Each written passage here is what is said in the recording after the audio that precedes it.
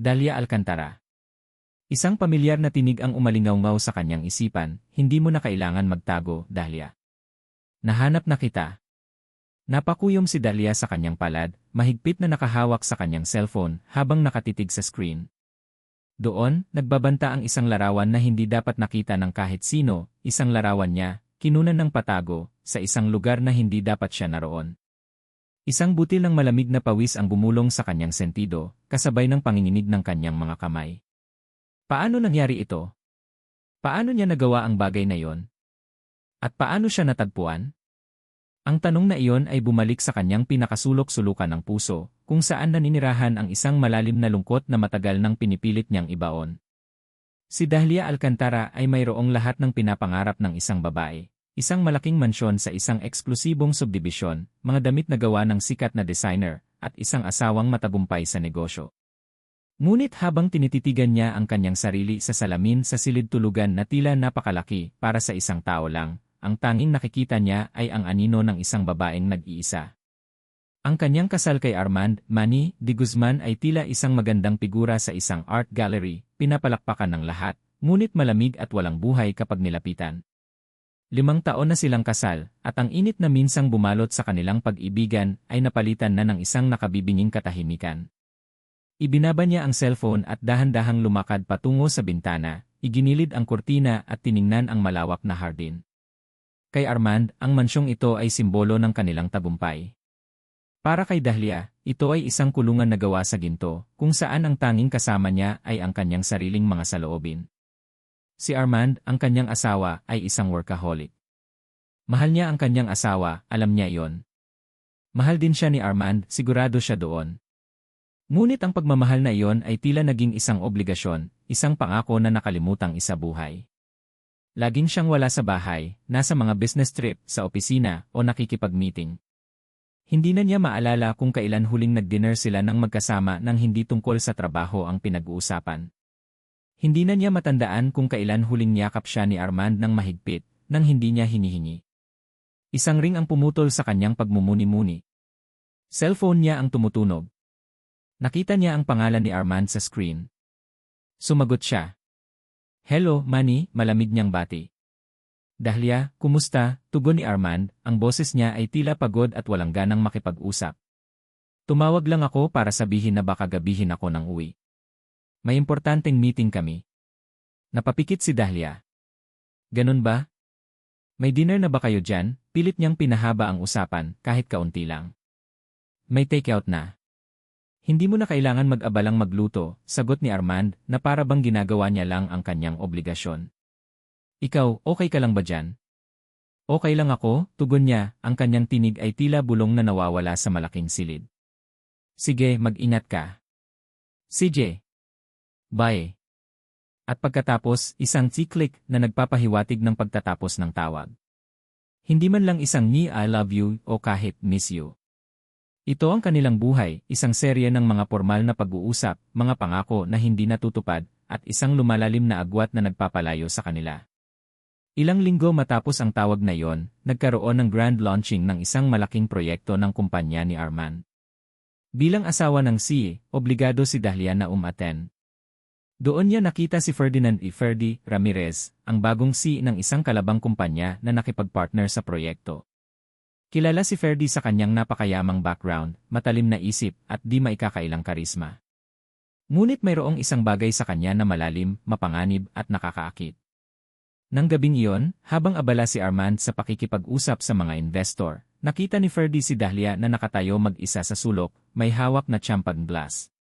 Nilapitan siya nito. Elres de Guzman, hindi ko po inasahan na ganito kaganda ang magiging kasama namin ngayong gabi, ani Ferdy, ang kanyang boses ay malalim at parang musika. Ang kanyang mga mata ay nakatitig ng diretsyo sa mata ni Dahlia, na parang nababasa niya ang bawat butil ng lungkot na nakakubli sa likod ng kanyang mga ngiti. Napakagatlabi si Dahlia. Yan Ramirez. Salamat po sa papuri. Ferdinand po, pagtatama niya at pagkatapos ay mumiti. Pero Ferdy na lang. Mas gusto kong tawaging ganoon ng mga kaibigan ko. Nagkaroon ng malalim na kahulugan ang salitang kaibigan sa pagkakasabi niya. Hindi ka ba nagsasaya? Okay lang naman po, sagot ni Dahlia na bahagyang iniiwas ang tingin. Napakaswerte ni Enge de Guzman, patuloy ni Ferdy, ang kanyang mga mata ay nanatiling nakatitig kay Dahlia. Sa dinami-dami ng tao rito, ikaw ang nag-iisa kong nakitang tila ba may kinikimkim na kalungkutan. At iyon ang pinakamalaking misteryo. Napakunot ang noo ni Dahlia. Walang sinuman ang nakapansin sa kanyang kalungkutan, maliban kay Ferdy. Hindi man lang si Armand. Naramdaman niya ang isang bahagyang panginginig ng kanyang puso. Hindi ka ba kinukumusta ng asawa mo? Tanong ni Ferdy, ang kanyang tinig ay bumaba sa isang bulong, puno ng pag-unawa. Hindi niya ba napapansin na may kailangan ka? Na may hinahanap ka? Nang gabing iyon, at sa mga sumunod na linggo, si Ferdy ang naging tanging tao na tila nakakakita sa kanya, nakakarinig sa kanya. Habang si Armand ay abala sa kanyang mundo ng negosyo, si Ferdy ay naroon, nagpapadala ng mga bulaklak, nag-imbitang magkape, at higit sa lahat, nakikinig. Nakikinig sa mga kwento ni Dahlia tungkol sa kanyang mga pangarap na natabunan, sa mga hobbies na hindi niya nagawa, at sa lumalaking espasyo sa pagitan niya at ni Armand. Dahlia, karapat-dapat kang mahalin ng buo, nang walang pag-aalinlangan, sabi ni Ferdy isang hapon, habang magkasama sila sa isang coffee shop. Hawak niya ang kamay ni Dahlia sa ibabaw ng mesa. Hindi mo kailangan magtago sa anino ng iba. May sarili kang liwanag. Ang mga salitang iyon ay parang tubig sa isang tuyong lupain. Naramdaman ni Dahlia ang isang uri ng kilig na matagal nang nawala sa kanyang buhay. Nagsimula silang magkita ng mas madalas, palaging lihim. Mga dinner sa mga pribadong restaurant, mga biyahe sa labas ng syudad, mga gabi na puno ng tawa at mga pag-uusap na walang katapusan. Sa piling ni Ferdy, naramdaman ni Dahlia na muli siyang nabubuhay. Naramdaman niya na mahalaga siya, na hinahangad siya. Isang pakiramdam na matagal nang hindi niya naramdaman mula kay Armand. Ngunit sa likod ng bawat tawa, bawat haplos, ay mayroong tumitinding takot. Alam ni Dahlia na mali ito. Alam niyang nagsisinungaling siya sa kanyang sarili, sa kanyang asawa. Ang mga sandaling kasama si Ferdy ay parang matamis na lason, nakakaakit ngunit nakamamatay. Sinubukan niyang pigilan ang sarili, sinubukan niyang lumayo. Ngunit sa tuwing susubukan niya, mayroong isang paraan si Ferdy upang hilahin siyang pabalik. Hindi ko na kaya ito, Ferdy. Mali ito, bulong niya isang gabi habang nakaupo sila sa loob ng kotse niya. May asawa ako. Ngumiti lang si Ferdy.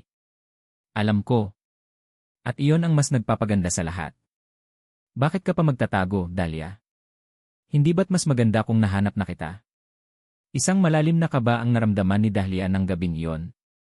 Hindi na ito simpleng pang-aakit. Mayroong kakaibang pagmamay-ari sa boses ni Ferdy. Naramdaman niya na parang hindi na lang basta isang tao ang Ferdy na ito, kundi isang bagong mundo na handang lamunin siya ng buo. Ngunit paano na ang kanyang kasal? Paano na ang kanyang pamilya? Kinabukasan, habang nagkakape si Dahlia sa kanyang veranda, tumunog ang kanyang cellphone. Hindi ito tawag o text message. Ito ay isang notification mula sa isang unknown number. Pagbukas niya, nakita niya ang sarili niyang larawan. Kinunan ito habang nakaupo siya sa hardin, malayo sa mansyon, may pagpapahayag ng pagkalito sa kanyang mukha. Walang ingay, walang tao sa paligid. Kasabay ng larawan, dumating ang isang mensahe, hindi mo na kailangan magtago. Nahanap na kita. Dahlia Alcantara. Napunit ang kaluluwa ni Dahlia sa mensaheng nabasa niya. Hindi mo na kailangan magtago. Nahanap na kita. Ang mga salitang iyon ay hindi na pang-aakit kundi isang tahimik na banta. Ang litrato niya sa hardin, kinunan ng patago, ay sapat na upang magpatunaw ng kanyang matatamis na ilusyon.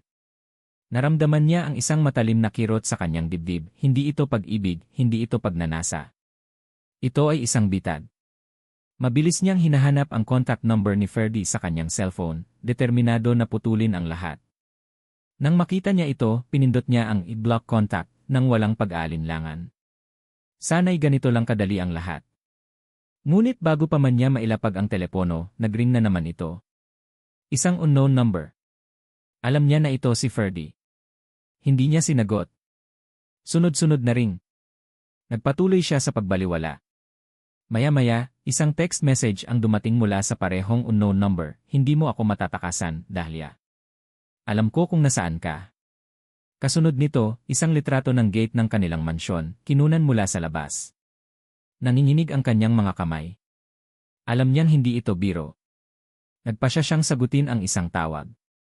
Ano ba ang gusto mo? Halos bulong niya, ang boses ay nanginginig. Ang gusto ko ay ikaw, Dahlia, kalmado at mapanlinlang na sagot ni Ferdy. Ang kanyang tinig ay parang seda na bumabalot sa takot ni Dahlia. At ang katotohanan na hindi mo ako kayang iwan. Akala mo ba matatakasan mo ang isang tulad ko? Bitawan mo ako. Hindi ko na kaya ito, sigaw ni Dahlia, hindi alintana kung may makarinig. Malalim na ang kasalanan ko. Hindi ko pwedeng ipagpatuloy ito. Tumawa si Ferdy, isang malamig at nakakasuklam na tawa. Kasalanan. Ang ibig mong sabihin, ang kaligayahan na hindi kayang ibigay sa iyo ng asawa mo. Ang mga gabing naramdaman mong buhay ka. Huwag kang magkunwari, Dahlia. Pareho nating alam na gusto mo ito. Nagpatuloy siya, at kung ang kasalanan ang ipinag-aalala mo, mas malaki ang kasalanan mo kapag nalaman ng mundo ang lahat. May mga litrato ako, mga video, Dahlia. Hindi mo lang basta-basta matatakasan. Para bang may humampa sa kanyang dibdib. Video. Lihim na video. Pamilyar na ang pakiramdam ng takot na yon, ngunit ngayon ay doble ang bigat. Pinutol niya ang tawag. Lumipas ang ilang oras, ngunit ang bawat segundo ay puno ng matinding pagkabagabag. Naglakad siya pabalik-balik sa sala, ang kanyang mga mata ay walang patid na sumusulyap sa bintana, tila ba naghahanap ng anino ni Ferdy. Ang tensyon ay umabot sa sukdulan kinabukasan. Nakatanggap si Dahlia ng isang text mula kay Ferdy, magkita tayo. Ngayon. Kung hindi, ipapalabas ko ang lahat. Isang lokasyon ng isang mamahaling restaurant ang kasama. Walang pagpipilian si Dahlia. Kailangan niyang harapin ito. Nang makarating siya sa restaurant, nakita niya si Ferdy na nakaupo sa isang pribadong mesa, ngiting-ngiti na tila walang nangyari. Ang kanyang presensya ay tila isang malaking pader na humaharang sa kanya. Dahlia, alam kong gusto mong putulin ang koneksyon natin, kalmado niyang panimula, ang kanyang mga mata ay nanatiling nakatitig sa kanya. Pero kailangan mong maintindihan na ang bagay na ito ay hindi ko kayang bitawan. Lalong-lalo na ngayon na nalaman ko kung gaano kakahalaga. Anong sinasabi mo? Tanong ni Dahlia, pilit pinatitigas ang kanyang tinig. Napakasimple lang, tugon ni Ferdy, sabay labas ng cellphone at ipinakita ang screen kay Dahlia. Doon, isang serye ng mga larawan. Ang unang larawan ay siya, kasama si Ferdy, naghahalikan. Ang ikalawa, mas malala pa. Ang ikatlo, pinipigilan ni Dahlia ang kanyang paghinga. Ito ang mga larawang kinunan ng hindi niya alam. May video pa ako, Dahlia. Gusto mo bang makita? O gusto mo bang makita ng asawa mo at ng buong mundo? Ngiti ni Ferdy, ang ngiti ay hindi umabot sa kanyang mga mata. Napagdesisyonan kong itago ang mga iyan dahil ayokong masira ang reputasyon ng kumpanya nyo at lalong-lalo na ang reputasyon mo. Isipin mo na lang ang sasabihin ng asawa mo. Ang kanyang kumpanya. At ang mga magulang mo. Ang bawat salita ni Ferdy ay parang suntok sa kanyang sikmura. Naramdaman ni Dahlia ang pagkasuklam sa kanyang sarili at sa taong nasa harapan niya. Hindi ito pag-ibig. Ito ay isang laro ng kapangyarihan. Siya ang premyo. Bakit mo ginagawa ito sa akin? Tanong ni Dahlia, ang kanyang boses ay tila sirang plato. Dahil gusto ko kung ano ang sa akin, sagot ni Ferdy, puno ng pagmamay-ari. At ikaw, Dahlia, ay sa akin. At alam kong masaya ka rin sa akin. Aminin mo. Napaatras si Dahlia. Hindi niya kayang aminin. Ang pakiramdam na iyon ay napalitan na ng panginginig ng buong katawan. Hindi siya makapagsalita. Ang tanging gusto niya ay makatakas. Makalayo. Nang gabing iyon, pauwi si Dahlia sa kanilang mansyon, ang kanyang isip ay gulong-gulo. Gusto niyang magtiwala kay Armand, gusto niyang sabihin ang lahat. Ngunit paano? Paano niya sisirain ang buhay nilang dalawa? Pagdating sa bahay, nakita niya ang cellphone ni Armand na nakapatong sa mesa sa sala. Isa itong automatic reflex. Kinuha niya ito. Maraming notifications tungkol sa trabaho, mga emails mula sa kanyang mga executive, mga balita tungkol sa stock market. Nag-scroll siya sa gallery, umaasang makakakita ng kahit anong personal. Isang lumang litrato nilang dalawa sa kanilang honeymoon. Isang litrato ng kanyang paboritong aso. At wala na. Puro trabaho. Walang mensahe mula sa kanya na I miss you o how's your day. Walang kahit anong pahiwatig ng pagmamahal na hinahanap niya. Ang puso ni Dahlia ay tila bumagsak sa isang walang hanggang kailaliman. Ito ang butas na pinilit niyang punan, ang butas na sinamantala ni Ferdy. Ang kanyang buhay ay tila isang malaking gulo at siya mismo ang gumawa nito. Sa kanyang silid, nakahiga si Dahlia sa kama, ang kanyang isip ay hindi mapakali. Sinubukan niyang burahin ang lahat ng bakas ng kanyang relasyon kay Ferdy. Nidelete niya ang kanilang mga chat, ang kanyang contact number, lahat ng emails. Ngunit alam niyang walang kwenta ang lahat ng iyon. Si Ferdy ay nasa lahat ng dako. Nararamdaman niya ang mga mata nito na nakatutok sa kanya, ang kanyang hininga na humahabol sa kanyang leg. Bigla, isang notification ang lumabas sa kanyang cellphone. Ito ay isang video. Mula sa Ferdy. Pinindot niya ito. Tumambad sa kanya ang isang maikling clip. 5 segundo. Ngunit sapat na upang durugin ang kanyang mundo. Ito ang isang private moment nilang dalawa ni Ferdy. Malinaw. Walang pagtatakip. Ang puso niya ay tila tumigil sa pagtibok. Kasabay ng video, isang mensahe ang sumulpot sa screen, kung subukan mong tumakas, makikita ng buong mundo ang sekretong ito. Pati ang asawa mo. Dahlia Alcantara. Ang 5 segundo ng video na iyon ay sapat na upang durugin ang kanyang kaluluwa. Ang malamig na banta ni Ferdy ay umalingaw sa kanyang isipan, kung subukan mong tumakas, makikita ng buong mundo ang sekretong ito. Pati ang asawa mo. Si Dahlia ay nanatiling nakaupo sa gilid ng kanyang kama, hawak ang kumot na tila ito ang tanging makakapigil sa kanya upang hindi tuluyang magkahiwa-hiwalay. Ang kanyang buong katawan ay nanginginig, at ang bawat hininga ay tila nakabaon ang isang matalim na kutsilyo sa kanyang dibdib. Paano niya nagawa ang lahat ng ito? Paano niya hinayaan na mangyari ito? Ang bawat oras na lumipas ay tila isang buong araw. Ang bawat tibok ng kanyang puso ay tila isang bombang anumang oras ay sasabog. Alam niyang wala na siyang takas. Wala na siyang pagpipilian. Ang pagtatago ay lalong nagpapalala sa sitwasyon. Ang tanging paraan upang matapos ang bangungot na ito ay ang harapin ang katotohanan. Gaano man ito kasakit, gaano man ito kahiyahiya. Kailangan niyang sabihin kay Armand. Ang taong pinakanasaktan niya. Ang taong kailangan niyang harapin. Ngunit paano? Paano niya sisirain ang buhay na pilit niyang itinayo, ang imahe ng isang perpektong pamilya na matagal na nilang pinaninindigan? Ang pag-isip pa lang ay nagpapabigat na sa kanyang mga balikat.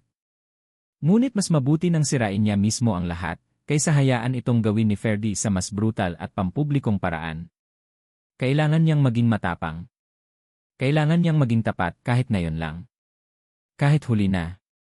Huminga siya ng malalim, pinilit na pakalmahin ang kanyang sarili. Nakaramdam siya ng isang maliit na kislap ng pag-asa, ang pag-asa na kapag sinabi niya ang totoo, mayroong kahit kaunting kapayapaan na darating. Ang pag-asa na kahit masakit, baka mayroon pang natitirang posibilidad para sa pagpapatawad. Buong maghapon, lumabas-pasok si Dahlia sa kusina, pilit na inililigaw ang kanyang sarili sa paghahanda ng dinner. Niluto niya ang paboritong adobo ni Armand, kahit na alam niyang hindi pa ito uwi ng maaga. Ang bawat paghiwa ng sibuyas, bawat paghalo sa kawali, ay tila isang paraan upang ilabas ang kanyang matinding pagdurusa. Ang mga luha ay patuloy na bumubukal sa kanyang mga mata, halo ang usok mula sa niluluto, na tila ba ang buong kusina ay lumuluha kasama niya. Dumilim na. Maghahating gabi na nang marinig niya ang tunog ng sasakyan ni Armand na pumasok sa garahe. Bumilis ang tibok ng kanyang puso, tila isang tambol na nagpapahiwatig ng kanyang huling laban. Naramdaman niya ang malamig na pawis na dumadaloy sa kanyang likod. Naglakad siya patungo sa sala, ang bawat hakbang ay tila isang pagpapaalam sa buhay na alam niya. Pumasok si Armand sa pinto, bitbit ang kanyang briefcase. Ang kanyang mukha ay pagod at walang emosyon, tulad ng dati. Dahlia? Bakit gising ka pa? Tanong niya na tila nagtataka. Akala ko tulog ka na. Manny, kailangan nating mag-usap, sabi ni Dahlia, ang kanyang boses ay nanginginig. Huminga siya ng malalim, pinilit na maging matatag. Kailangan nating pag-usapan ang isang bagay na napakahalaga. Nakita ni Armand ang kakaibang pagbabago sa boses ni Dahlia. Ibinaba niya ang kanyang briefcase at umupo sa sofa. Ano yon, Dahlia? May problema ba? Ang kanyang tono ay kalmado, ngunit mayroong bahid ng init. Manny. Malaki. Napakalaki, sagot ni Dahlia, ang kanyang mga mata ay nanunubig. Naramdaman niya ang kanyang lalamunan na tila may nakabara, hirap siyang magsalita. Ngunit kailangan niyang gawin ito. Ngayon. Lumuhod si Dahlia sa harap ni Armand, ang kanyang mga kamay ay mahigpit na nakakapit sa kanyang mga hita. Napayuko siya, hindi makatingin ng diretsyo sa mata ng kanyang asawa. Ang mga luha ay bumuhos na sa kanyang mga pisngi, mainit at maalat. Mani, pasensya ka na, bulong niya, ang kanyang boses ay halos hindi na marinig. Nagkamali ako. Isang napakalaking pagkakamali. Napansin ni Armand ang bigat ng kanyang mga salita. Naging alerto siya. Anong sinasabi mo, Dahlia? Anong nangyari? May bahid ng pagkabahala sa kanyang tinig. Ikinuwento ni Dahlia ang lahat. Ang pagkakahiwalay nilang dalawa. Ang lungkot na naramdaman niya. Ang pagdating ni Ferdy, ang kanyang mga salita ng papuri, ang kanyang atensyon na matagal nang nawala sa kanyang buhay. Ikinuwento niya ang bawat detalye ng kanilang relasyon, ang pagbagsak niya sa tukso, ang kanyang pagsisisi, at ang matinding pagtatangka niyang putulin ang lahat. At na yon ay ginagamit niya yon laban sa akin, Manny, patuloy niya, humihikbi. May mga video siya. May mga litrato. Kung hindi ko sasabihin sa'yo, ipapalabas niya sa lahat. Masisira ang pangalan mo. Masisira ang kumpanya natin. Ang pamilya natin. Habang nagsasalita si Dahlia, ang mukha ni Armand ay dahan-dahang nagbabago. Mula sa pagkabahala, naging pagkagulat, pagkatapos ay matinding sakit. Ang kanyang mga mata ay tila nababalot ng isang itim na ulap. Tumayo siya, umiiwas sa paghawak ni Dahlia. Ang kanyang panga ay mahigpit na nakakuyom. Anong sinasabi mo, Dahlia? Tanong ni Armand, ang kanyang boses ay malamig at puno ng pagtataksil. Naging kayo ni Ferdy Ramirez. Hindi siya makatingin kay Armand. Patawarin mo ako, Manny. Nagkamali ako. Alam kong wala akong karapatang humingi ng kapatawaran. Handa akong tanggapin ang anumang kaparusahan. Handa akong gawin ang lahat para itama ito. Patawarin mo ako, Lumapit si Armand kay Dahlia, ang kanyang mga mata ay puno ng galit at sakit. Paano mo nagawa ito sa akin, Dahlia? Sa atin? Akala ko ba mahal mo ako? Mahal kita, Manny. Mahal na mahal, sigaw ni Dahlia habang patuloy ang pag-agos ng luha. Pero nawawala ka. Nawawala tayo. Naramdaman kong nag-iisa ako pero hindi iyon dahilan. Kasalanan ko. Akin ang lahat ng ito. Biglang tumalikod si Armand, ang kanyang likod ay tila isang matigas na pader. Ang kanyang mga kamay ay mahigpit na nakakuyom. Ang katahimikan ay bumalot sa buong sala, at ang tanging naririnig ay ang humihikbing si Dahlia. Hindi ko alam, Bulong ni Armand, ang kanyang boses ay basag. Hindi ko alam kung paano. At pagkatapos, nang walang sabi-sabi, tumalikod siya at naglakad patungo sa pinto. Binuksan niya ito at lumabas, iniwan si Dahlia na nag-iisa, lumuluhod sa sahig ng kanilang mansyon, ang kanyang puso ay pira-piraso. Ang lahat ay nawala. Ang kanyang asawa. Ang kanyang dangal. Ang kanyang kinabukasan. Habang nakahandusay si Dahlia sa sahig, ang kanyang mga hikbi ay bumabalot sa malaking silid na tila isang huling paalam. Ferdinand Ferdy Ramirez. Nakaluklok si Ferdinand Ferdy Ramirez sa kanyang malaking upuan sa opisina, ang monitor ng computer ay nagbibigay ng kakaibang liwanag sa kanyang mukha. Sa screen, ang recording ng pag-uusap nila Dahlia at Armand ay nagpapatuloy. Nanonood siya, paulit-ulit na pinakikinggan ang bawat salita, bawat hikbi ni Dahlia, bawat mapait na tugon ni Armand. Ang kanyang ngiti ay nakatatak sa kanyang labi, ngunit ang mga mata niya ay walang emosyon, maliban sa isang kakaibang kinang na tila pinaghalong galit at pagtataka. Ang plano niya ay gumagana. Nakuha niya ang reaksyon na gusto niya mula kay Armand, ang pagkabigla, ang sakit, ang pagtalikod. Ngunit may isang bagay na nagpaiba sa lahat. Ang desisyon ni Dahlia. Patawarin mo ako, Manny. Nagkamali ako. Ang mga salitang iyon ay umalingaw-ngaw sa silid. Hindi ito ang inaasahan niya. Inasahan niya na sisikapin ni Dahlia na takasan siya, na magtatago sa likod ng kanyang asawa, o kaya'y susubukan siyang suhulan. Ngunit hindi. Pinili niya ang katotohanan. Pinili niya ang pamilya niya, kahit pa nangangahulugan iyon ng kanyang sariling kahihiyan. Para kay Ferdy, ito ay isang uri ng pagkatalo. Hindi sa pag-ibig, hindi siya kailanman naghangad ng pag-ibig mula kay Dahlia. Ang nais niya ay ang kontrol, ang kapangyarihan na manipulahin ang tao, ang patunayan na siya ang mas nakahihigit. Ngunit sa pagpili ni Dahlia na maging totoo, sa kanyang pagtanggi na maging isang sunod-sunuran na laruan, nararamdaman niya ang isang matalim na tusok sa kanyang pagkalalaki. Isang tusok na bumalik sa kanyang pinakamalalim na sugat. Ang mga alaala ng kanyang kabataan ay nagsimulang bumalik sa kanya. Nakikita niya ang kanyang ina, isang magandang babae na tila pinalayas mula sa isang lumang pelikula, ngunit puno ng lungkot. Nakikita niya ang kanyang ama, isang makapangyarihang negosyante, nalantaran siyang niloloko, ipinapahiya ang kanyang ina sa harap ng lahat. Ang kanyang ina ay unti-unting nasira, unti-unting nawala. Ang kanyang ama ay nagpatuloy sa buhay, walang pakialam. Huwag kang magpapakita ng kahinaan, Ferdy, sabi ng kanyang ama sa kanya nang bata pa siya. Ang mundo ay para sa malalakas. Ang mga mahina ay tatapak-tapakan. Mula noon, itinakda na ni Ferdy sa kanyang sarili na hindi siya kailanman magiging mahina. Hindi niya hahayaan na may makakontrol sa kanya. Hindi siya magpapakita ng kahit anong emosyon na maaaring magpabagsak sa kanya. Ang pagtanggi ni Dahlia na maging ganap na biktima niya, ang kanyang desisyon na harapin ang kahihiyan para sa kanyang pamilya, ay isang direktang hamon sa kanyang pagkatao. Ito ay isang pagtanggi na hindi niya kayang tanggapin. Biglang tumayo si Ferdy, ang kanyang upuan ay kumalampag. Lumakad siya patungo sa kanyang koleksyon ng mga mamahaling antigong vase. Kinuha niya ang isa at buong puwersang ibinato sa dingding. Basag. Ang mga piraso ay kumalat sa sahig, parang mga kaluluwang nagkakalat sa kanyang dalit. Ang kanyang mga ugat ay nagsimulang mamaga sa kanyang leg. Ang kanyang mga kamay ay mahigpit na nakakuyom.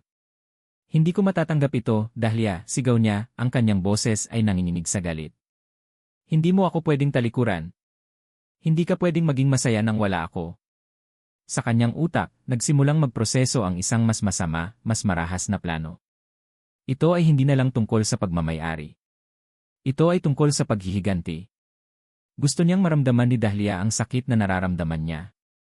Gusto niyang maramdaman niya ang kahihiyan. Gusto niyang durugin ang lahat ng mahalaga sa kanya, tulad ng ginawa ng mundo sa kanyang ina. At sa kanya. Kinuha niya ang kanyang telepono. Nagdial siya ng numero. Hindi niya inalintana ang oras. Clyde, sabi niya, ang kanyang boses ay malamig at malakas. May kailangan akong ipagawa sa'yo. Isang malaking gulo. Sa kabilang linya, si Clyde, ang kanyang kanang kamay, ay agad na sumagot. Ano po iyon, Sir Ferdy? Narinig mo ang balita. Ang de Guzman? May bago akong target, sabi ni Ferdy, ang kanyang ngiti ay mas naging mapanlinlang. Gusto kong magsimula ng isang media blitz. Gumawa ka ng mga peking account, mga peking balita. Ilabas mo ang mga video at larawan, ngunit lagyan mo ng twist. Gawin mong mukhang si Dahlia ang naghahabol sa akin. Gawin mong mukhang siya ang nagplano ng lahat. Sir, malaking gulo po iyan, sagot ni Clyde, may bahid ng pag-aalala. Wala akong pakialam sa gulo, sabi ni Ferdy, ang kanyang tinig ay nagiging mas madiin. Gusto kong masira ang pangalan ni Arman. Gusto kong mawalan siya ng lahat. Gusto kong makita ang pamilya niya naguguho. At gusto kong makita ni Dahlia na hindi niya ako matatakasan. Hindi pa ako tapos sa kanya. Inutusan niya si Clyde na gamitin ang kanilang network ng mga troll accounts at mga online news site na kanilang kontrolado. Kailangan niya ng isang malaking pagsabog, isang media circus na hindi makakalimutan ng buong bansa. Hindi lang niya sisirain ang kasal ni Dahlia. Sisirain niya ang buong buhay nito. Habang nagbibigay ng mga utos, isang malalim na kasiyahan ang naramdaman ni Ferdy. Ito ang kanyang laro. At siya ang nagtatakda ng mga patakaran. Walang sinuman ang maaaring tumanggi sa kanya. Walang sinuman. Binaba niya ang telepono. Nakatitig siya sa basag na vase sa sahig. Isang masakit na alaala ang bumalik. Ang luha ng kanyang ina. Ang kanyang sariling pagkawalang saysay. Ito ang kanyang paraan para maghiganti sa mundong umapak sa kanya, umapak sa kanyang ina. Naglakad siya patungo sa bintana, tiningnan ang lungsod na kumikinang sa dilim. Ang lungsod na ito ay sa kanya. Ang mga tao dito ay kanyang mga laruan. At si Dahlia ang magiging pinakamalaking halimbawa ng kung ano ang mangyayari sa sinumang mangahas na tumanggi kay Ferdinand Ramirez. Hindi lang sila ang magdurusa, bulong ni Ferdy sa hangin, ang kanyang mga mata ay nanlilisik. Pati ang mga mahal nila sa buhay. Armand Manny de Guzman.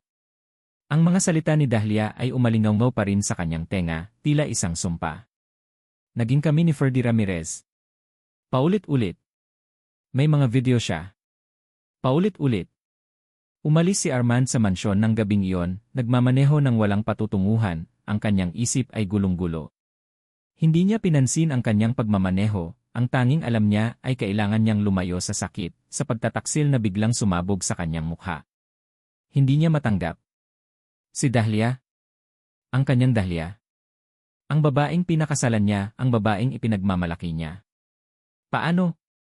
Paano niya nagawa ito? At sa Ferdy Ramirez pa. Ang kilalang-kilala na playboy at business shark na si Ferdy Ramirez. Ang galit ay nag-umpisa na kumulo sa kanyang sistema, halo ang matinding sakit at kahihiyan. Nakarating siya sa kanyang pribadong kondo ngunit nabihira niyang gamitin. Binuksan niya ang pinto at agad na sinipa ang isang silya. Tumungo siya sa minibar at kumuha ng isang bote ng whiskey. Diretsong ininom niya mula sa bote, ang matalim na lasa ay tila hindi sapat upang burahin ang kapaitang nararamdaman niya. Hinagis niya ang bote sa pader ng maubos, nagkalat ang salamin sa sahig. Ang kanyang mundo ay gumuho sa isang gabi. Kinabukasan, kahit pa gumuho ang kanyang mundo, kailangan pa rin niyang harapin ang trabaho.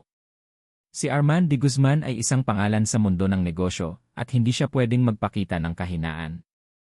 Ngunit bago pa man siya makababa sa parking lot ng kanyang opisina, nagring na ang kanyang telepono. Pagtingin niya sa caller ID, ito ang kanyang chief of staff. Sir, kailangan po ninyong pumunta sa opisina. Ngayon na po, nagmamadaling sabi ng kanyang staff. May kumakalat pong balita. Hindi po maganda. Napakunot ang noo ni Armand. Anong balita? Basta po, sir. May kinalaman po sa inyo at kay Ma'am Dahlia, tugon ng staff, ang boses ay puno ng pag-aalala. Pumunta si Armand sa opisina, at pagpasok pa lang niya sa elevator, napansin niya ang mga bulungan ng kanyang mga empleyado. Ang mga mata nila ay nakatitig sa kanya, puno ng pagdududa at pagkaawa. Naramdaman niya ang malamig na pawis sa kanyang likod. Nang makapasok siya sa kanyang opisina, sumalubong sa kanya ang kanyang staff at ang legal team. Ang kanilang mga mukha ay tila nakakita ng multo.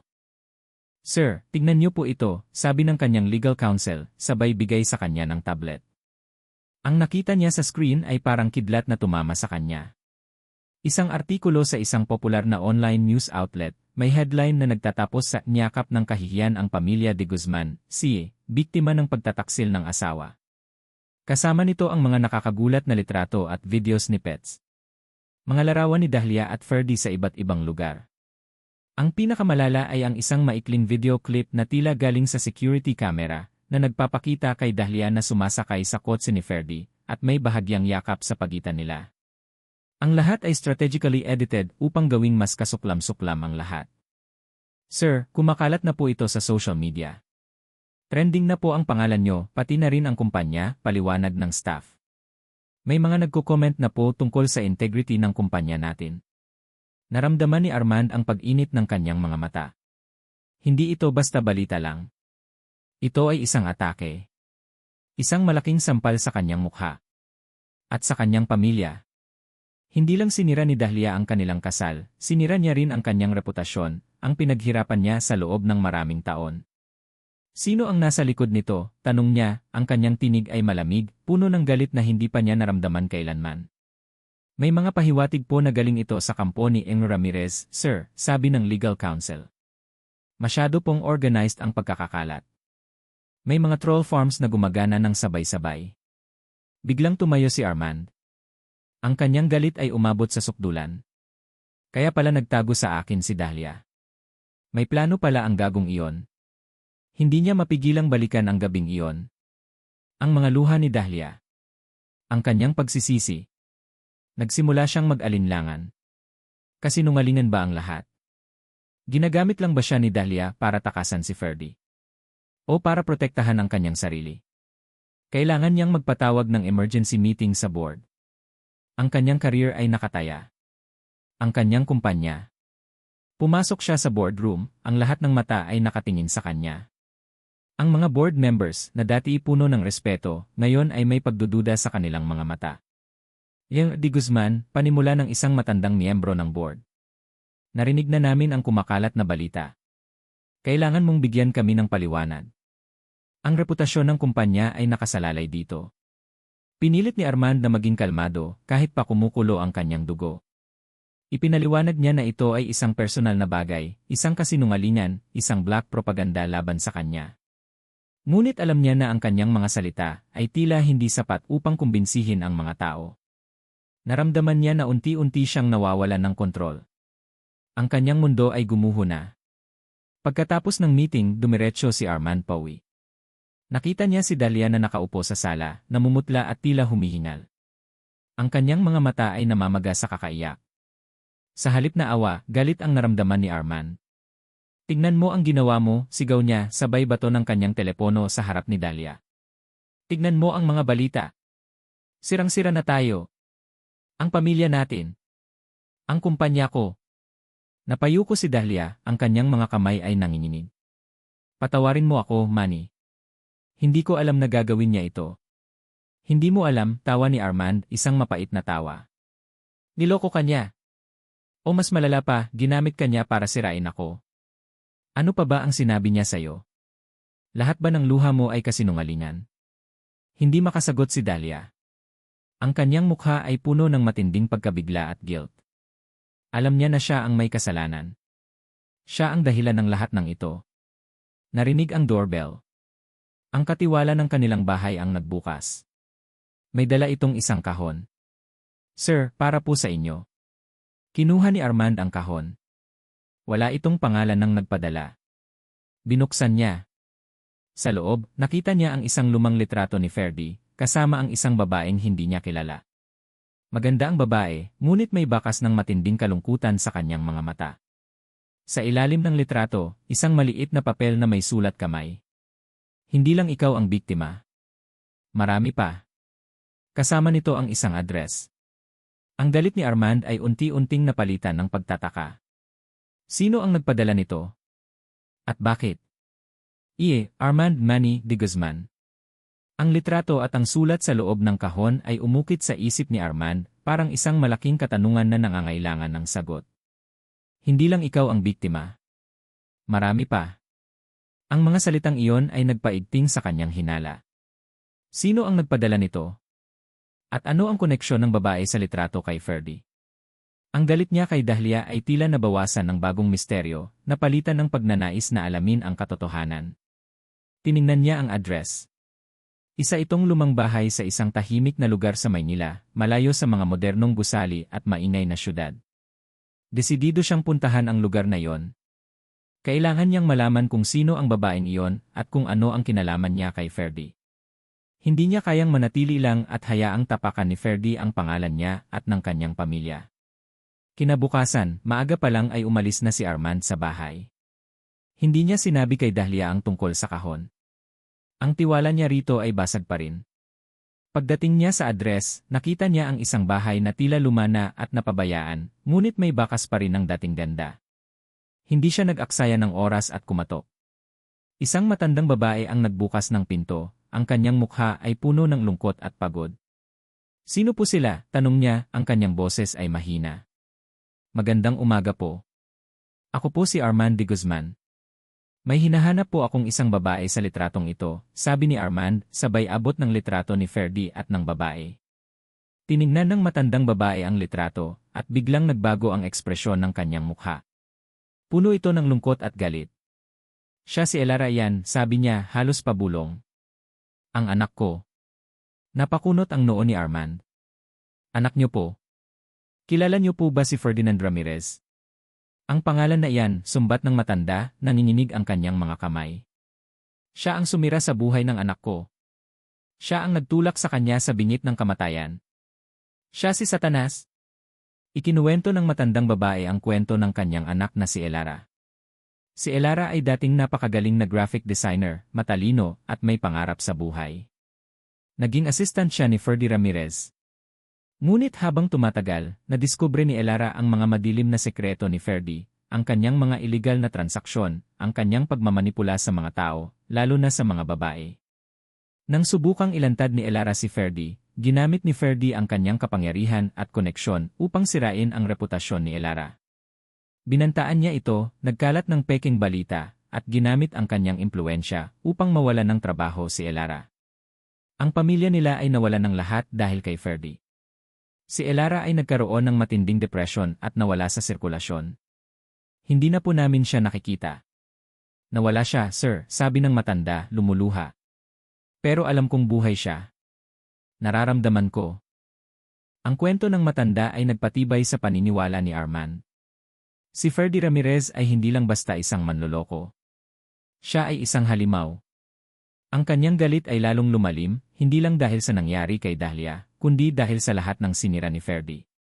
Umalis si Arman sa bahay ng matanda, ang kanyang isip ay nagplano. Kailangan niyang gumamit ng kanyang mga koneksyon. Sumang-ayon ang matandang babae na sumuporta sa kanya kung kailangan. Bumalik si Arman sa opisina at agad na kinausap ang kanyang private investigator. Gusto kong malaman mo ang lahat tungkol sa Ferdinand Ramirez, sabi niya. Lahat ng koneksyon niya, lahat ng transaksyon niya, lahat ng ginawa niya sa nakaraan. At hanapin mo ang isang babae na nagngangalang Elara. Habang abala si Arman sa pag-imbestiga, si Dahlia naman ay nasa bahay, nagdurusa sa kanyang pagkakasalat. Ang pag-atake ni Ferdy sa media ay nagpatindi sa kanyang pagkakakulong. Wala siyang lumalabas, nahihiya sa mga mata ng mga tao. Ang kanyang mundo ay naging masikip, puno ng kalungkutan. Isang hapon, nakita ni Dahlia si Armand na nakaupo sa sala, may hawak na mga papeles. Lumapit siya, dahan-dahan. Ang takot at kahihiyan ay naroon pa rin, ngunit mayroong isang bagay na nagtulak sa kanya upang gumawa ng hakbang. Nakita niya ang determinasyon sa mukha ni Armand at naramdaman niya na kailangan niya itong tulungan. Kailangan niyang tuparin ang kanyang pangako na itama ang lahat. Mani ano iyan? Tanong ni Dahlia, ang kanyang boses ay mahina. Tumingin si Armand sa kanya.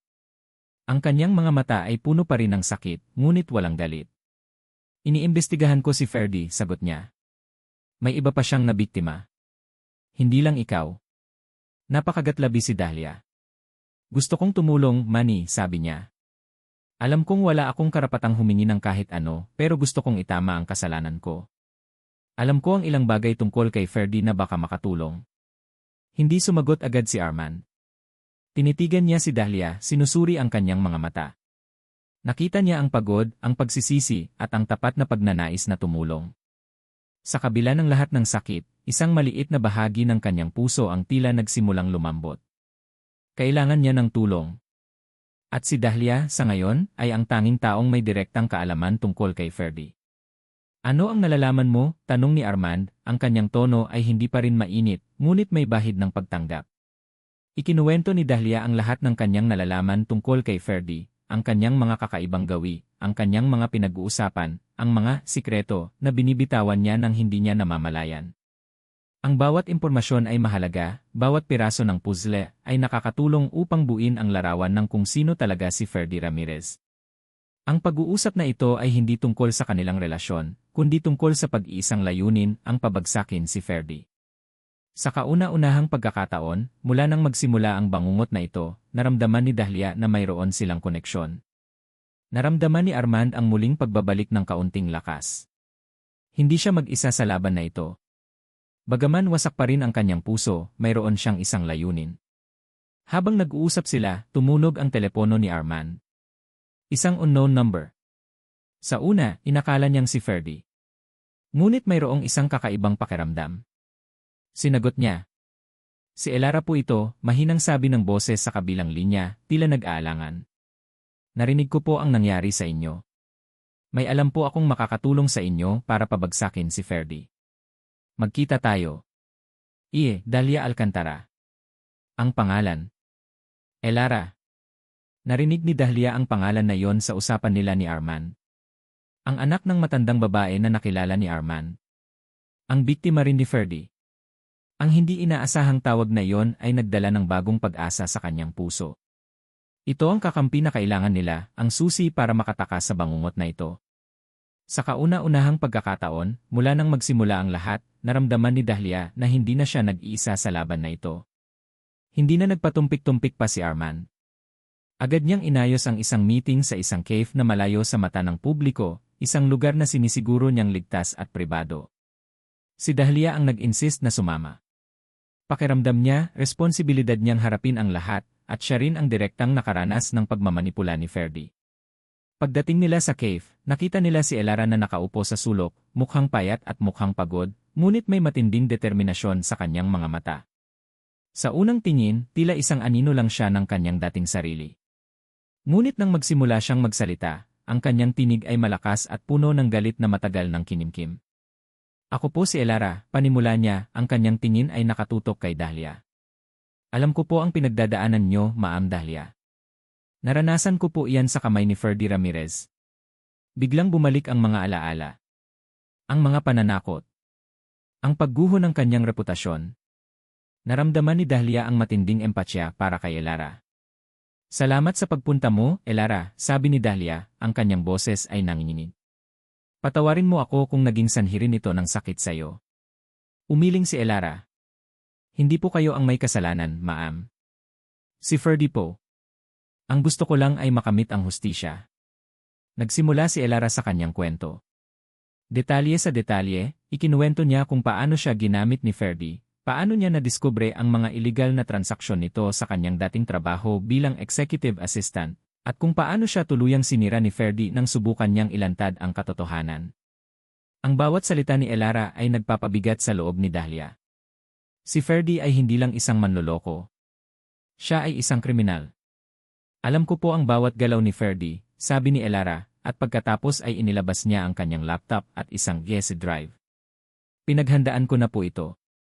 Mayroon po akong mga kopya ng kanyang mga email, mga voice recording ng kanyang mga illegal deals, mga bank statements, at pati na rin po ang proof na siya ang nag-utos na i-monitor kayo, Ma'am Dahlia, sa bahay niyo. Naramdaman ni Dahlia ang paglamig ng kanyang dugo. Monitoring. Ibig sabihin, alam ni Ferdy ang bawat galaw niya. Ang mga sandali niya sa bahay, ang kanyang pag-iyak, ang kanyang pag-uusap kay Arman. Ang bawat hininga. Ang pagkabigla ay napalitan ng matinding galit.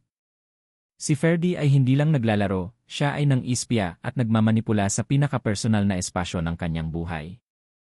Ito po ang proof ng mga hidden cameras at listening devices na inilagay niya sa bahay niyo, Ma'am, sabi ni Elara, sabay pakita ng mga blueprint na may markang red dots sa mga sulok ng bahay. Ginamit niya ang isang private investigation agency na pagmamay-ari niya. At ito ang mga footage mula doon. Ipinakita ni Elara ang isang folder na puno ng mga video files. Isa na rito ang video ng pag-amin ni Dahlia kay Arman. Ang eksaktong video na pinanood ni Ferdy sa kanyang opisina. Naramdaman ni Dahlia ang matinding sakit, ngunit kasabay nito ang isang apoy ng determinasyon na nagsimulang sumiklab sa kanyang dibdib. Kailangan nilang patumbahin ang halimaw na ito. Elara, ang mga ito napakalaking bagay nito, sabi ni Armand, ang kanyang boses ay seryoso. Ang mga ito ay sapat na upang ikulong siya habang buhay. Hindi lang po iyan, patuloy ni Elara. Alam ko po kung saan niya itinago ang mga hard drive ng lahat ng kanyang mga biktima. May isang vault po siya sa kanyang pribadong opisina. Nandoon po ang lahat ng kanyang dumi. Ang tatlo ay nagsimulang magplano. Ang mga detalye ay dahan-dahang nabuo. Ang mga ebidensya ni Elara ang kanilang magiging sandata. Si Armand, sa kanyang mga koneksyon sa legal at business world, ang magiging tagapanguna sa legal na laban. At si Dahlia, na matagal nang naging biktima, ay magiging kanilang saksi at sandata laban sa pagmamanipula ni Ferdy. Kailangan natin itong gawin ng maingat, sabi ni Armand.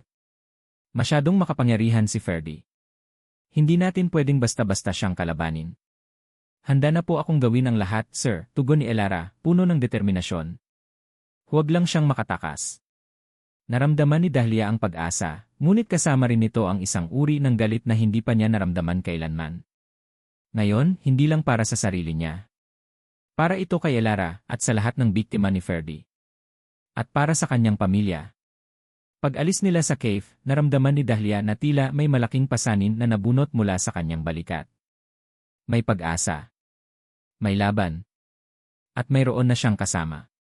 Ngunit habang naglalakad sila patungo sa kanilang kotse, tumunog ang telepono ni Arman. Isang unregistered number. Sinagot niya. Nagkakampi na kayo ngayon? Ang malamig at pamilyar na boses ni Ferdy ang narinig ni Dahlia mula sa kabilang linya dahil naka-loudspeaker ang telepono. Magaling. Pero alam kong lahat ng ginagawa niyo. Nagkatinginan sila Dahlia at Armand. Ang kanilang mga mukha ay nabalot ng gulat at kaba. Paano niya nalaman? Naging maingat sila. Muli, naramdaman ni Dahlia ang mga matang nakatutok sa kanya, ang hininga ni Ferdy na humahabol sa kanyang leg. Wala siyang takas. Armand Manny de Guzman. Ang tinig ni Ferdy, na umalinggaw sa speaker ng telepono ni Armand, ay tila isang malamig na hininga sa kanilang likuran. Nagkakampi na kayo ngayon? Magaling. Pero alam kong lahat ng ginagawa nyo. Napuno ng galit si Armand. Paano niya nalaman? Naging maingat sila. Ngunit ang banta ni Ferdy ay lalong nagpatibay sa kanyang desisyon. Wala nang atrasan. Hindi na ito tungkol sa kanyang galit kay Dahlia o sa kahihiyang dinulot ni Ferdy. Ito ay tungkol sa hustisya. Para kay Elara, para sa kanyang pamilya, at para sa lahat ng sinira ni Ferdy.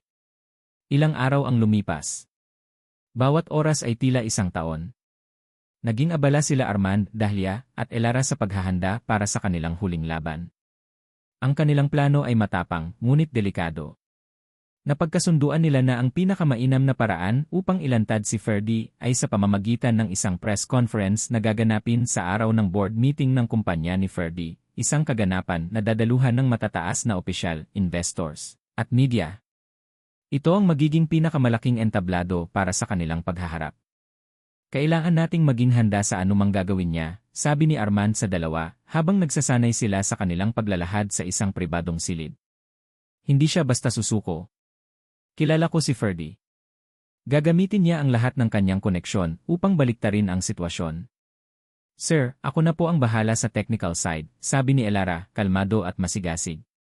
Na-double check ko na po ang lahat ng ebidensya. Mayroon na tayong backup ng backup. Ang kanyang boses ay tila isang sandata, matalim at handang umatake. Nakita ni Armand sa mga mata ni Elara ang pagnanais na makamit ang hustisya. Ito ang magiging pagtatapos sa bangungot niya.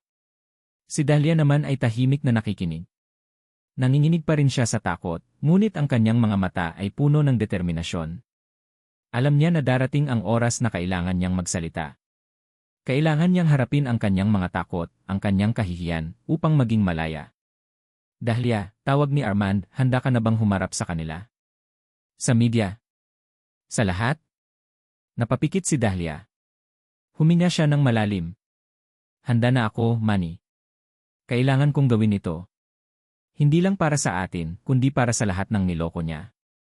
Ang kanyang boses ay mas matatag kaysa sa inaasahan ni Armand.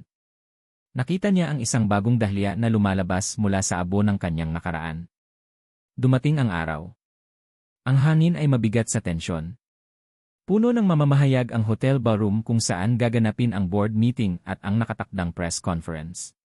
Nakasuot ng pormal na kasuotan, pumasok si Armand sa silid, kasama si Dahlia sa kanyang tabi at si Elara na sumusunod. Ang mga flash ng kamera ay sumasalubong sa kanila, ang mga bulungan ng mga tao ay bumabalot sa silid. Nasa entablado na si Ferdy Ramirez, nakangiti, tila walang kamalay-malay sa mangyayari. Kapartner niya ang isa pang si. Nagsasalita siya tungkol sa tagumpay ng kanilang proyekto, tungkol sa kanilang kinabukasan. Ang kanyang boses ay puno ng kumpiyansa. Ang kanyang presensya ay tila nagpapamalas ng kanyang kapangyarihan. Naglakad si Armand patungo sa microphone, kasama ang kanyang legal team. Ang lahat ng mata ay napunta sa kanya. Nakita niya ang pagbabago sa mukha ni Ferdy, mula sa pagtitiwala, naging pagtataka, pagkatapos ay pagdududa. Magandang araw po sa inyong lahat, panimula ni Armand, ang kanyang boses ay malakas at malinaw. Narito po ako upang talakayin ang isang bagay na mas malalim kaysa sa business dealings lamang. Nagsimula ang bulungan sa audience. Napakunot ang noo ni Ferdy. Sa loob ng maraming taon, isang tao ang gumamit ng kanyang kapangyarihan at impluensya upang manipulahin at sirain ang mga buhay ng maraming tao, patuloy ni Armand. Ang taong ito ay walang iba kundi si Air Ferdinand Ramirez. Nagulantang ang buong silid. Ang mga flash ng kamera ay nagdoble. Tumayo si Ferdy, ang kanyang mukha ay nagulat. Anong kabaliwan ito, de Guzman? Sigaw niya. Sinusubukan mo bang sirain ang event na ito? Hindi po ito kabaliwan, Ian Ramirez, sabi ni Elara, na biglang umakyat sa entablado, may hawak na VSC. Ito po ang katotohanan. Ikinabit ni Elara ang ESC sa projector. Biglang lumabas sa malaking screen sa likod ng entablado ang mga dokumento, mga bank statement, at mga transcript ng mga email na nagpapatunay sa mga iligal na transaksyon ni Ferdy. Ang mga numero, ang mga pangalan ng kumpanya, ang mga petsa, lahat ay nakalatag ng malinaw. Ito po ang ebidensya ng kanyang money laundering, paliwanag ni Elara, ang kanyang boses ay walang panginginig. At ito po, ang mga kontrata na nagpapakita ng kanyang paggamit ng insider trading. Ang bawat sentimo, bawat desisyon, ay pinagplanuhan upang manlinlang. Naging putla ang mukha ni Ferdy. Mga kasinungalingan. Ginawa lang yan. Isa itong black propaganda laban sa akin, sigaw niya, ang kanyang tinig ay nagiging desperado. Binayaran niya lang ang babaeng iyan. Wala po akong binayaran, Yen Ramirez, sabi ni Elara, tiningnan ng diretsyo si Ferdy sa mata. Ako po ay isa sa kanyang mga biktima. At ito ang patunay ng kanyang pagmamanipula at pag-ispiya sa mga taong kanyang biniktima. Lumabas sa screen ang mga blueprint ng bahay nila Dahlia, na may mga pulang marka na nagpapakita ng mga lokasyon ng hidden cameras at listening devices. Kasunod nito, isang video. Hindi ito ang video ni Dahlia at Ferdy. Ito ay video ng kanilang sala, kung saan si Dahlia ay nakaupo, umiiyak at nag-iisa. Nakita ng lahat ang kanyang kalungkutan, ang kanyang pagkakulong. Hindi na naghintay si Dahlia. Lumapit siya sa mikropono. Ang kanyang mga kamay ay nanginginig, ngunit ang kanyang mga mata ay matapang. Ako po si Dahlia Alcantara de Guzman, panimula niya, ang kanyang boses ay mahina, ngunit malinaw na narinig ng lahat. Ang babaeng yon sa video ay ako. At ang taong sinasabi ni Emer Ramirez na kabit ko ay hindi lang basta isang lalaki. Siya ay isang manipulator, isang halimaw na sumamantala sa aking kahinaan. Nagkaroon ng katahimikan sa silid. Ang bawat mata ay nakatutok kay Dahlia. Aminado po ako, nagkamali ako, patuloy ni Dahlia, ang kanyang mga luha ay nagsimulang dumaloy, ngunit hindi ito luha ng kahihiyan, kundi ng kalayaan. Niloko ko ang aking asawa. Handa akong harapin ang anumang kaparusahan. Ngunit niloko rin ako ni Ferdinand Ramirez. Ginawa niya akong laruan. Minanipula niya ang aking emosyon. At nang subukan kong lumayo, ginamit niya ang lahat ng kanyang kapangyarihan upang sirain ang aking buhay at ang buhay ng aking asawa. May mga video at larawan siya ng aming private moments, sabi ni Dahlia, ang kanyang boses ay lumalakas. Ginagamit niya ito upang ako ay takutin. Upang ako ay kontrolin. Sa loob ng maraming buwan, ako ay nabuhay sa takot. Naging bilanggo ako ng aking sariling pagkakamali at ng kanyang kapangyarihan. Ngunit ngayon tapos na ang lahat ng iyon. Ang mga mamamahayag ay nagsimulang mag-ingay. Ang board members ay nagbulungan. Ang mukha ni Ferdy ay namumula sa galit at kahihiyan. Hindi niya inasahan ang ganitong klaseng atake, lalong-lalo na mula kay Dahlia. Ang kanyang mukha ay nagpakita ng tunay na pagkabigla at takot, ang takot na mailantad ang kanyang kahinaan, ang takot na mawalan ng kontrol. Kasinungalingan! Mga kasinungalingan lahat, sigaw ni Ferdy, sabay punta sa mikropono, itinulak ang isa sa mga guards. Ang babaeng iyan ang naghahabol sa akin. Siya ang lumapit. Siya ang desperada. Ginamit niya lang ako para sa pera. Para sa social status. Siya ang traitor. Ngunit ang mga salita ni Ferdy ay nawalan na ng saysay. Ang pag-amin ni Dahlia, ang mga ebidensya ni Elara, ay mas matindi kaysa sa kanyang mga pagtatanggol. Ang lahat ay nakakakita na sa kanyang desperasyon. Akala ninyo tapos na, biglang sigaw ni Ferdy, ang kanyang tinig ay tila halimaw na nabihag. Ang kanyang mga mata ay nanlilisik, nakatitig ng diretsyo kay Arman. May alam ako tungkol sa pamilya mo, Arman. Isang sikreto na hindi kayang tiisin ng pamilya mo. Napatigil ang lahat. Kasama si Arman. Ang kanyang puso ay biglang kumabog. Anong sikreto? Dahlia Alcantara. Akala ninyo tapos na? May alam ako tungkol sa pamilya mo, Arman.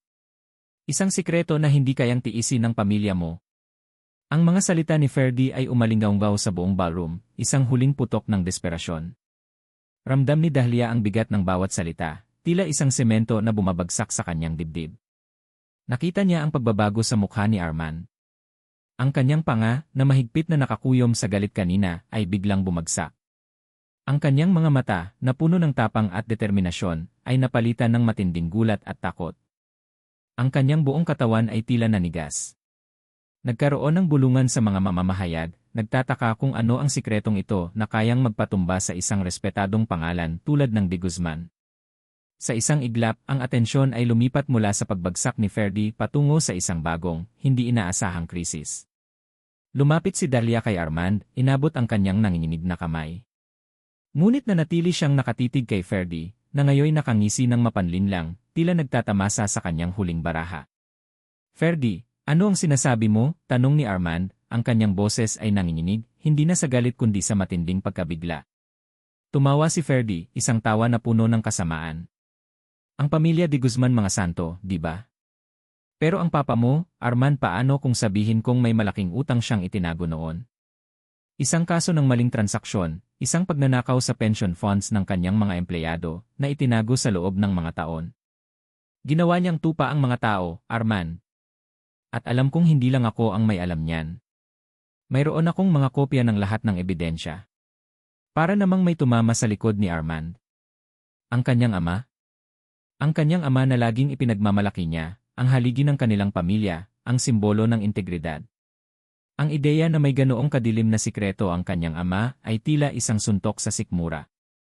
Ang kinang sa mata ni Ferdy ay matinding pagtatagumpay. Nagawa niya ang gusto niya, maghasik ng pagdududa, magtanim ng buto ng pagkawasak sa pinakamalalim na pundasyon ng pamilya de Guzman. Nagsimulang mag-ingay ang mga reporter, nagtatanong, totoo ba yan, de Guzman? May kinalaman ba ang pamilya niyo sa corruption? Dahan-dahang binalingan ni Armand si Dahlia, ang kanyang mga mata ay nagpapakita ng matinding sakit, pagkalito, at isang uri ng pagkatalo. Sa sandaling iyon, nakita ni Dahlia ang kanyang asawa na durog, hindi dahil sa kanyang sariling kasalanan, kundi dahil sa isang sikretong hindi niya alam. Hinawakan ni Dahlia ang kamay ni Armand ng mahigpit. Manny, bulong niya, ang kanyang boses ay puno ng pagmamahal at pagsuporta. Hindi tayo susuko. Lalabanan natin ito ng magkasama. Tiningnan siya ni Armand, at sa mga mata ni Dahlia, nakita niya ang isang matinding lakas na ngayon lang niya nakita. Isang lakas na hindi lang para sa sarili niya, kundi para sa kanilang dalawa. Hindi ko alam ang sinasabi niya, sabi ni Armand sa mga reporter. Ang kanyang tinig ay mas matatag ngayon, naghahanap ng lakas mula sa pagkakahawak ni Dahlia. Ito ay isa lamang desperadong pagtatangka na guluhin ang issue. Ngunit ang mga ebidensya laban sa kanya ay hindi matutumbasan ng kahit anong paninira. Lumapit si Elara, nag-angat ng bagong ESC drive.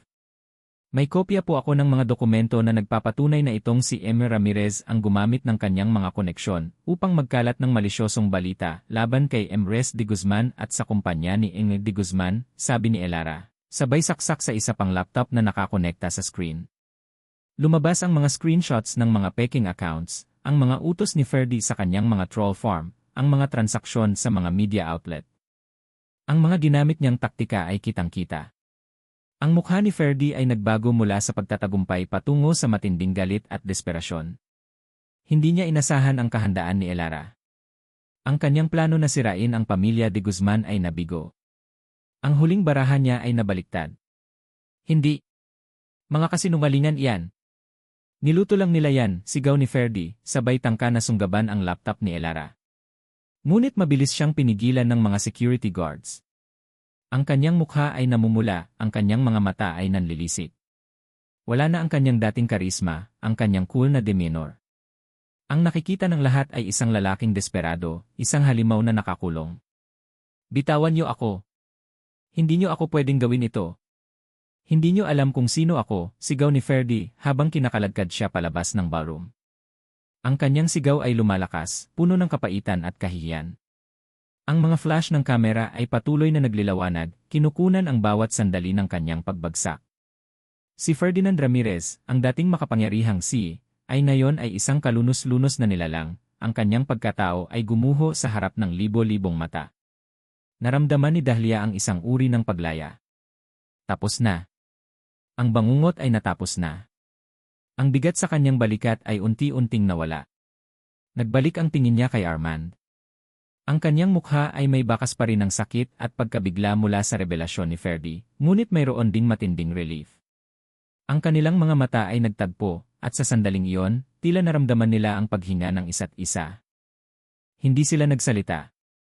Hindi na kailangan. Ang kanilang mga puso ay puno ng halo-halong emosyon, pagod mula sa laban, sakit mula sa mga sugat na natamo, ngunit higit sa lahat, isang bagong pag-asa.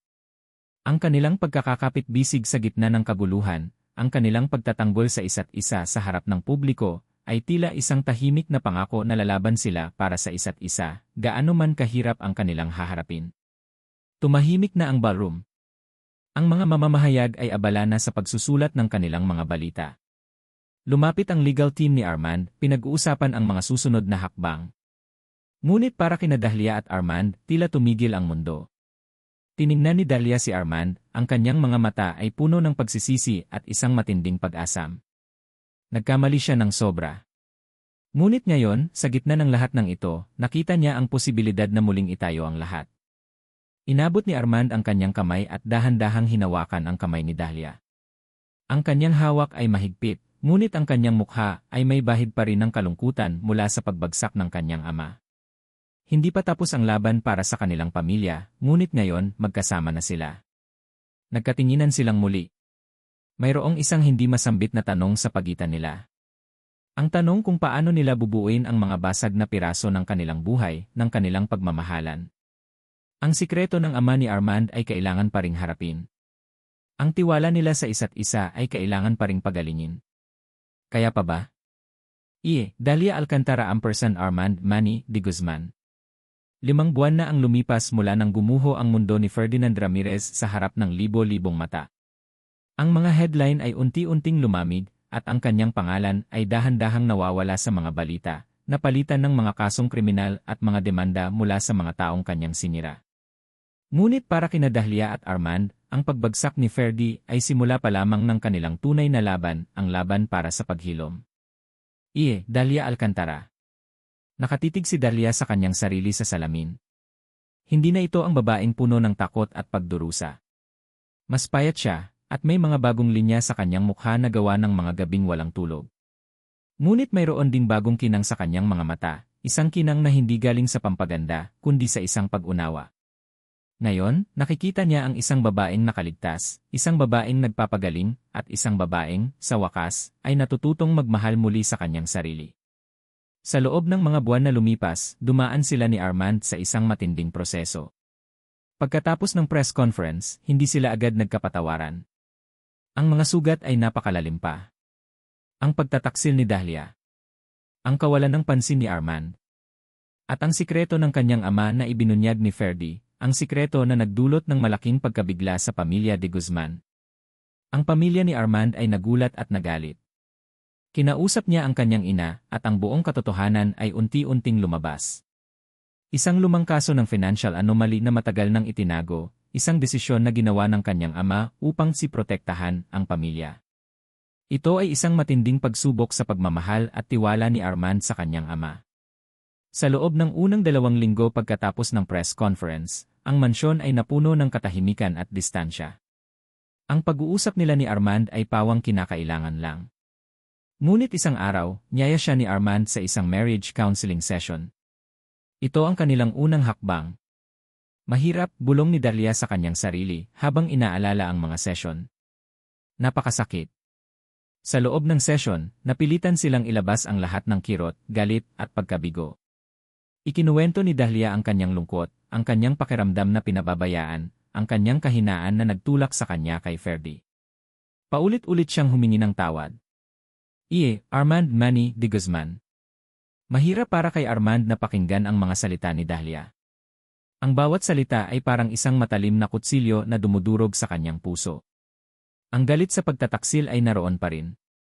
Ngunit habang nakikinig siya sa therapist at sa pag-amin ni Dahlia, nagsimula siyang makita ang kanyang sariling pagkukulang. Ang kanyang pagiging workaholic.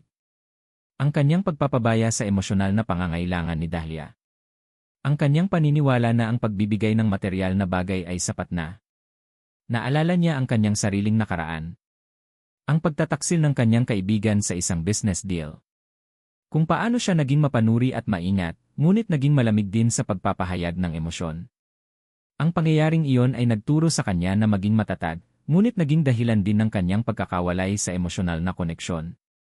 Manny, sabi ng therapist isang araw. Ano ang iyong bahagi sa nangyari sa inyong dalawa? Ang tanong na iyon ay sumampal sa kanya. Galit siya kay Dahlia. Pero siya rin ay may kasalanan. Sa unang pagkakataon, napilitan siyang harapin ang kanyang sariling pagkukulang. Patawarin mo ako, Dahlia, sabi ni Armand isang gabi, pagkatapos ng isang session. Patawarin mo ako sa aking pagpapabaya. Sa pagpaparamdam sa iyo na nag-iisa ka. Hindi iyon rason para sa ginawa mo. Ngunit naging bahagi rin ako ng problema. Ang mga salita ni Armand ay tila musika sa pandinig ni Dahlia. Matagal niyang hinintay iyon.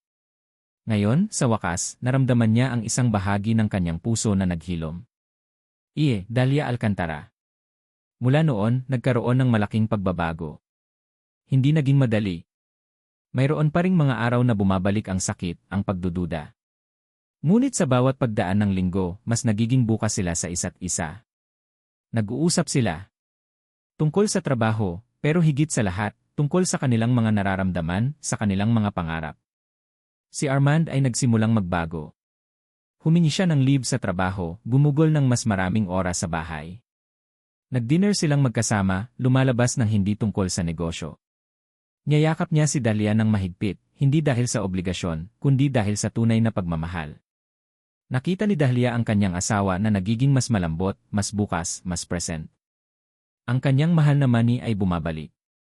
Para naman kay Dahlia, natuklasan niya ang kanyang sarili sa proseso ng paghilom. Nagsimula siyang mag-volunteer sa isang women's shelter, tumutulong sa mga babaeng biktima ng pang-aabuso. Doon, naramdaman niya ang isang bagong layunin, isang bagong lakas. Nagsimula rin siyang mag-aral ng pottery, isang hobby na matagal na niyang gustong subukan. Sa bawat hugis na nililikha niya sa luad, nararamdaman niya ang kanyang sarili na unti-unting nabubuo muli. Armand Manny de Guzman. Para sa sikreto ng kanyang ama, hinarap ito ni Armand ng may tapang. Hindi niya kinonsinti ang mga maling gawain. Kinumbinsi niya ang kanyang ama na harapin ang mga kaso, na ayusin ang mga nasira. Mahirap. Nasira ang pangalan ng kanyang ama. Nagalit ang pamilya.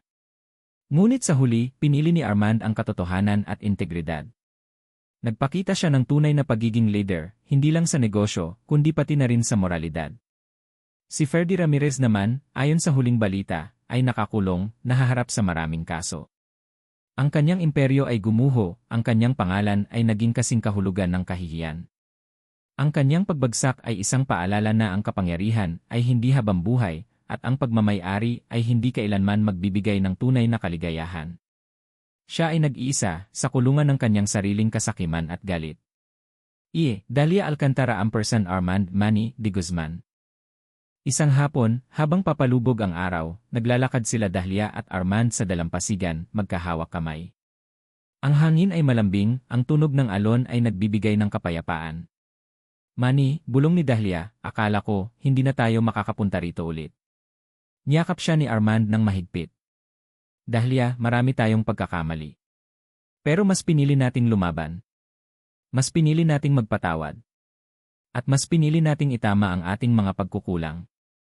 Tumingala si Dahlia, ang kanyang mga mata ay nakatitig sa mukha ni Armand. Nakita niya ang pagod sa kanyang mga mata, ang mga bakas ng laban na kanilang pinagdaanan. Ngunit nakita rin niya ang pagmamahal, ang pagtanggap at ang bagong pag-asa. Mahal kita, Manny, sabi ni Dahlia, ang kanyang boses ay puno ng emosyon. Salamat sa iyong pagpapatawad. At sa iyong pagmamahal. Mahal din kita, Dahlia, tugon ni Armand, sabay halik sa noo niya. Hindi naging madali. Pero naging mas matibay tayo. Ang kanilang pagmamahalan ay hindi na ang dating bulag na pag-ibig. Ito ay isang pag-ibig na dumaan sa apoy, nasunog, at muling nabuo mula sa abo. Ito ay pag-ibig na natutunan ang halaga ng pananagutan, ng pagpapatawad, at ng lakas na ipaglaban ang katotohanan, gaano man ito kasakit. Ito ay isang pag-ibig na pinili nila, araw-araw, sa kabila ng lahat. Ang araw ay tuluyang lumubog, nag-iwan ng isang makulay na baka sa kalangitan. Naglakad sila Dahlia at Armand palayo sa dalampasigan, ang kanilang mga anino ay humahaba sa buhangin. Magkahawak kamay. Nakatingin sa unahan. Puno ng pag-asa. Dahil ang tunay na pagmamahal ay hindi perpekto, ngunit patuloy itong lumalaban. Sa lahat ng aming minamahal na tagapakinig, mula sa kaibuturan ng aming puso, maraming salamat po sa pagsubaybay sa bawat kabanata ng Mga Sikreto ng Puso. Ang paglalakbay sa mundo ni Dahlia, Armand, at Ferdy ay hindi naging madali, at sa bawat sandali ng kanilang pagsubok, kasama namin kayong nanakit, nagalit, nagdasal, at umasa.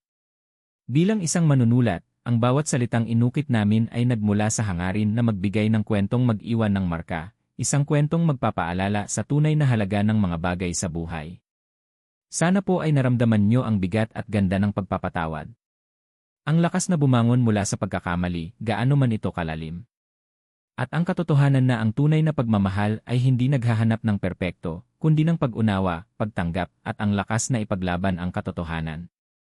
Naway naging paalala ito na sa kabila ng pinakamadilim na pagsubok, mayroon pa ring pag-asa at pagkakataon para sa muling pagbangon, para sa paghilom, at para sa isang panibagong simula na nakabase sa katapatan at pananagutan. Maraming salamat po muli sa inyong pagmamahal at suporta na nagbigay inspirasyon sa amin. Umaasa po kaming nakapagbigay kami ng isang kwentong tatago sa inyong puso at magbibigay ng inspirasyon. Ano po ang inyong naramdaman sa pagtatapos ng kwento? Ibahagi po ninyo ang inyong mga saloobin sa comment section. Hanggang sa susunod na kwento, mag-ingat po tayong lahat at patuloy na magmahal ng totoo.